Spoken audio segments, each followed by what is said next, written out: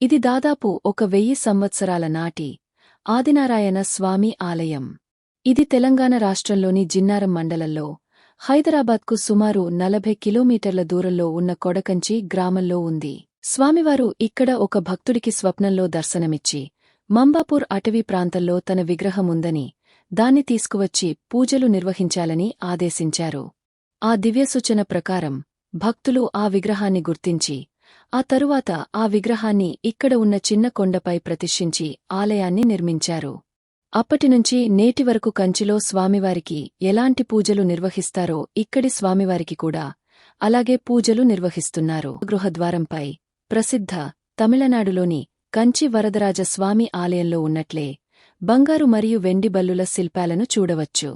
వీటిని తాకితే బల్లిపడిన దోషాలు నివారమవుతాయని భక్తుల విశ్వాసం. అందుకే కంచికి వెళ్లలేకున్నా కొడకంచికి వెళ్లాలనే నానుడి ఉంది. గుడి దగ్గర ఉన్న విశాలమైన కోనేరు ప్రశాంతమైన వాతావరణాన్ని కలిగిస్తుంది. ఇలాంటి చారిత్రాత్మక దేవాలయాల గురించి తెలుసుకోవాలనుకుంటే మరిన్ని వీడియోల కోసం మా ఛానల్ను సబ్స్క్రైబ్ చేయండి.